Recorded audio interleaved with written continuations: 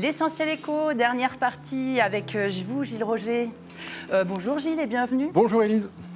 Alors, Gilles, on va commencer avec les entreprises, c'est ça Oui, exactement. Aujourd'hui, 2 conseils. Un pour les entreprises, un pour les candidats. Pas de jaloux. D'accord. Alors aujourd'hui, on va parler de cooptation, c'est ça par Exactement. rapport aux entreprises. Alors qu'est-ce que c'est que cette chose, la cooptation? La cooptation, ça consiste pour une entreprise à faire appel au réseau de ses collaborateurs pour recruter des candidats en interne. Donc on peut aussi parler de recommandation ou de parrainage. Et est-ce que c'est ce qu'on peut appeler communément du piston? Et non, pas du tout. Non, il ne faut pas confondre. Là, vraiment, on est axé sur les compétences et uniquement sur les compétences. Ok, et donc il y a des avantages pour les entreprises, j'imagine, à avoir recours à la cooptation? Il y a plein d'avantages à avoir recours à la cooptation. Alors donc, déjà, elle réduit le coût et la durée des recrutements. On accède à des CV qualifiés, des candidatures qui sont forcément pertinentes et on passe directement à la phase d'entretien. Elle incite les salariés à recommander eux-mêmes les meilleurs profils et du coup à devenir des ambassadeurs de l'entreprise. On travaille là sur le collaboratif, sur le participatif. C'est excellent en termes d'implication, d'émulation et de management, bien évidemment. Elle permet de trouver des profils qui n'étaient pas forcément en recherche d'emploi. Alors là, on parle beaucoup de marché caché. Eh bien là, on inverse. Là, l'entreprise accède au marché caché des candidats, pour le coup. Elle permet aussi de véhiculer, on en a parlé tout à l'heure, elle permet de véhiculer une bonne marque employeur. C'est une excellente publicité, la cooptation.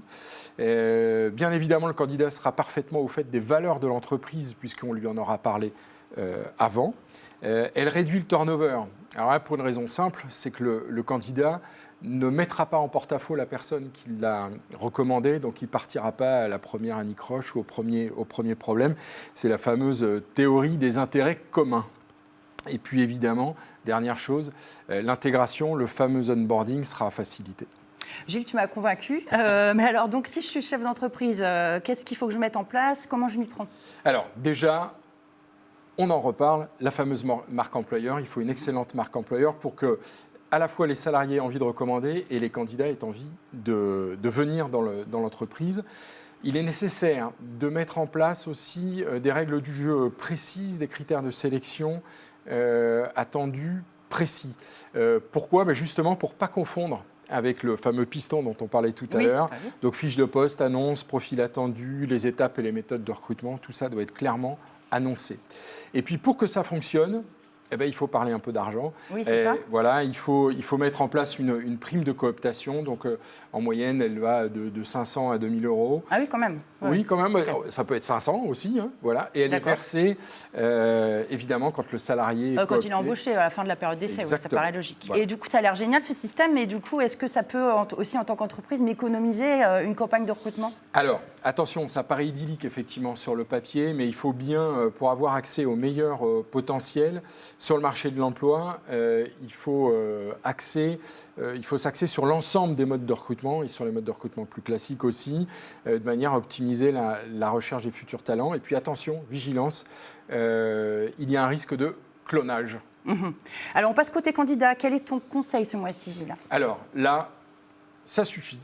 Il faut y aller. Carrément. C'est exactement. Ayez tous un profil LinkedIn. On ne peut plus, quand on est en recherche d'emploi, on ne peut plus ne pas avoir de profil LinkedIn.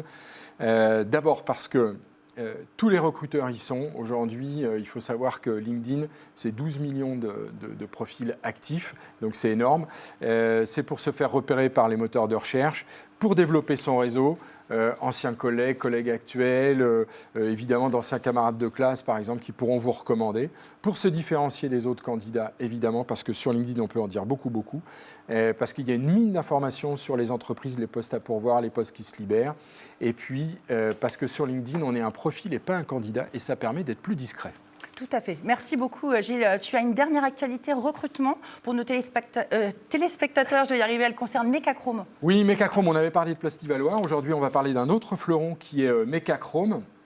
Alors là, attention, je reprends bien mes notes pour ne pas faire d'erreur. Ils ont été créés en 79, ils sont à Amboise, ils sont 340 salariés aujourd'hui.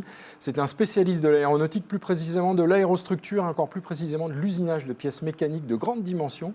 Ils recrutent des responsables UAP, des ingénieurs production, des opérateurs, des peintres, des responsables contrôle financier, des techniciens de maintenance, des techniciens qualité. Donc vous voyez, il y en a vraiment pour tout le monde. On peut aller voir tout ça sur leur site carrière. Sur le site qui va s'afficher tout à fait sur l'écran. job.mecachrome.com. Voilà. Merci beaucoup Gilles pour tous ces conseils. Merci aussi à tous d'avoir participé à cette émission. Merci à Camille Colloc de m'avoir accompagné également tout au long de ce tour pour le tour d'actualité. Et merci à vous de nous avoir suivis. Alors on se retrouve le mois prochain pour un nouveau numéro de l'Essentiel Éco. On y parlera des défaillances des entreprises et comment les prévenir. D'ici là, portez-vous bien.